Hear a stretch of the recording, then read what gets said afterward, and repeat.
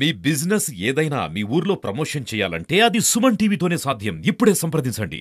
Janasena party జిల్లా ఉపాధ్యక్షురాలు. గతంలో లేనటువంటి ఎక్కడ పోటీ చేసినా అన్ని చోట్ల గెలుపు సాధించారు. ఇది మీరు అసలు ఎక్స్‌పెక్ట్ చేసారా? ఎక్స్‌పెక్ట్ చేసామండి. ఎందుకంటే పవన్ కళ్యాణ్ గారు ఎన్ని సీట్లు తీసుకున్నా మా జనసేన పార్టీ తరపున గెలుస్తామని ఖచ్చితంగా ఎక్స్‌పెక్ట్ చేసాం మేము. ఎందుకంటే ప్రజల్లో చాలా మార్పొచ్చింది కాబట్టి. ఈ రాష్ట్ర అభివృద్ధికి మీ కార్యాచరణ ఏంటండి? ఎలా మొదలెడతారు?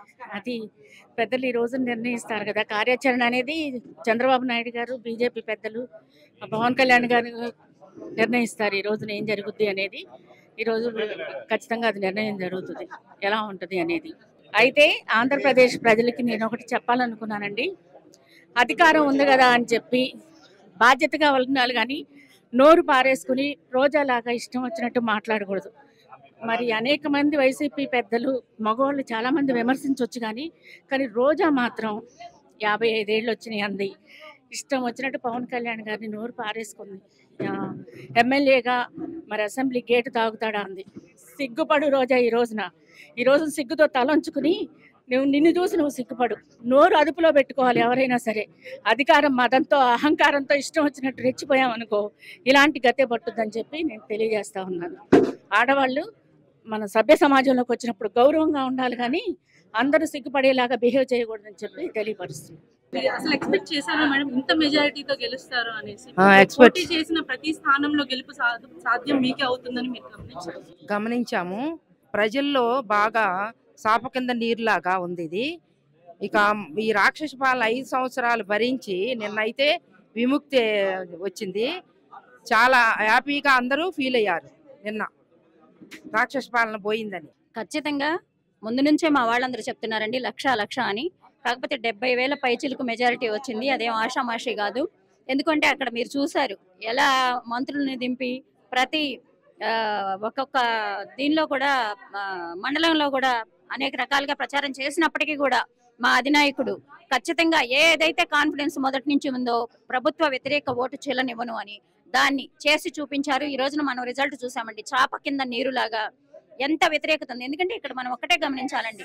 151 సీట్లు ఇచ్చి అత్యధిక మెజారిటీతో గెలిపించి సీట్లో కూర్చోపెట్టగానే నిరంకుశత్వ పాలన ఎప్పుడైనా సరే అహంకారం ఉండకూడదండి. ఎవరైనా సరే ప్రతి ఒక్కళ్ళని దగ్గర తీసుకుంటూ ఏదైనా అవసరమైనప్పుడు ఆ వాళ్ళ సామాజిక వర్గం దగ్గరికి వెళ్లే అందరూ పనులు చేయించుకునేలాగా ఒక నియంత పాలన లాగా సాగింది కాబట్టి ఈ రోజున ప్రజలందరూ ఖచ్చితంగా కోపంతో ఓటు వేసిన వాళ్ళు ఎక్కువండి. ఒకళ్ళే కోరుకున్నారు జగన్ కావాలా వద్దా, లేదా ఓటు వెయ్యాలా వద్దా. ఖచ్చితంగా వద్దన్నారు కాబట్టి ఈ రోజున అత్యధిక మెజారిటీతో గెలిచారు అంటే ఊహించని మెజారిటీ. మా అధినాయకులు కూడా చెప్పారు ఖచ్చితంగా కూడా ఈ గెలుపు అనేది మాకు ఒక బాధ్యతని పెంచింది.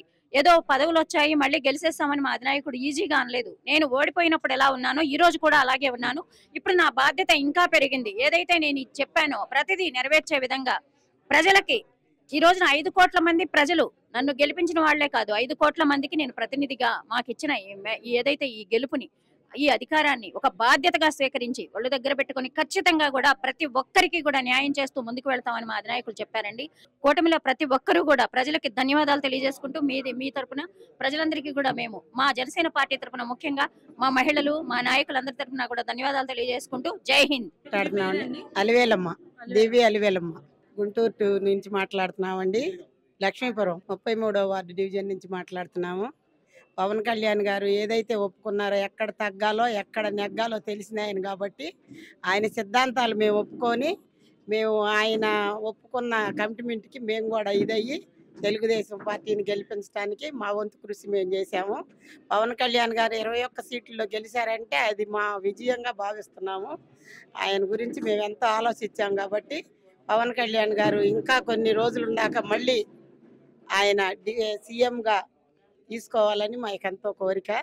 ఏర మహిళగా మేము అదే కోరుకుంటున్నాం. నా పేరు పద్మావతి. ఇంత మెజారిటీ మీరు ఆశించారా మేడం? ఖచ్చితంగా. ఖచ్చితంగా. ఎందుకంటే ప్రజల్లో మార్పు వచ్చింది. అది ఖచ్చితంగా తెలుస్తుంది. అది ఇప్పుడు 5 సంవత్సరాల నుంచి పాలనలో జనాలు ఎంత ఇబ్బంది పడుతున్నారా అన్నది మేము కార్పొరేటర్లుగా అయ్యండి జనాల్లోకి వెళ్తున్నాం కాబట్టి మేము కూడా చాలా ఫేస్ చేశాము. ఎందుకంటే ఇప్పుడు కళ్యాణ్ గారు 9 సంవత్సరాల నుంచి ఆయన పార్టీ పెట్టి కానీ ఆయన కష్టపడుతూనే ఉన్నారు. కాకపోతే ఆయన పొజిషన్ నుంచి ఉన్నప్పుడు ఆయన గెలవలేదని చెప్పనేసి మా పరంగా మమ్మల్ని ఏమన్నా వాళ్ళంటే ఒక ఎమ్మెల్యే లేరు, ఒక ఎంపీ లేరు, మీరు కార్పొరేటర్ గెలిచి మీరేం చేస్తారు అన్ని పెకతాలు మాట్లాడారు మమ్మల్ని. వైసీపీ ఎందుకంటే మనకున్న 57 సీట్లలో వైసీపీ వాళ్ళకి ఎక్కువ వచ్చింది. జస్ట్ మాకు వచ్చింది 2 సీట్లే. నేను నా కోరట్ల నుంచి నాది 47 డివిజన్ నుంచి, అటు వచ్చి ఏటుకూరు 16 డివిజన్ నుంచి. మేమిద్దరే కార్పొరేటర్లు గుంటూరు జిల్లా నుంచి మొత్తం మేమిద్దరం వచ్చామన్నమాట బయటికి. అసలు అంత అవమానాలు కూడా మేము పడ్డాం. జనాల్లోకి వెళ్ళి వైసీపీ వాళ్ళు అంటున్న మాటలు కానీ ఏదైనా కానీ ప్రభుత్వం నుంచి మేము పని చేయించుకోవడానికి ఎంత కష్టపడ్డాము. ఏదైనా కూడాను మా పరంగా మేము ప్రజలు పడుతున్న ఇబ్బందులే కానీ మేము ప్రజలకు చేయాలని తపన. ఎంత కళ్యాణ్ గారు అధ్యక్షులు ఆయనకి ఎంత తపనంటే జనాలకి ఏదో సేవ చేయాలని అంత భవిష్యత్తున్న ఆయన కూడా ఆయన జనాల్లోకి వచ్చారు. అదేవిధంగా మనం కూడా ఏం ఆశ జనాలని మంచి చేద్దామని మనవంతగా మనం ప్రయత్నిస్తున్నా కూడాను వాళ్ళు చేసే ఇదికి మనకి పనులు ఆగిపోతూ ఉండేవి. అక్కడికి మేము పోరాడుతూనే ఉండేవాళ్ళం చేసుకోగలిగే. కాదు ఇప్పుడు చాలా హ్యాపీగా ఉంది. ఎందుకంటే ఎవరు లేరు అన్నారు, ఇప్పుడు 21 మంది నుంచి 21 మంది మనమే గెలిచాము. కాబట్టి ఖచ్చితంగా చాలా సంతోషంగా ఉంది ఈ విజయం. గుంటూరు జిల్లాలో ప్రధానంగా మీరు తెలుసుకున్న సమస్యలు ఏంటంటే?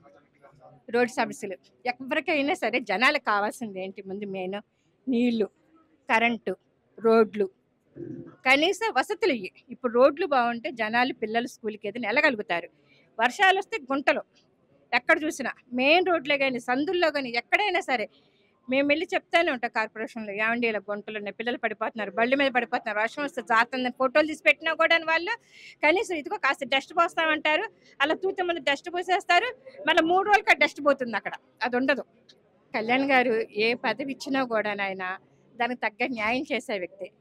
అలా అని చెప్పనేసి ఆయన స్థాయికి ఆయన ఇంత ఆలోచించి ఈరోజు 21 సీట్లు తీసినా అంటే జనాలందరూ బాగా డిసప్పాయింట్ అయ్యారు. ఎందుకు 21 సీట్లు, ఇంకా మనం గెలిచే వాళ్ళం కదా, తీసుకోవచ్చు కదా అన్నారు.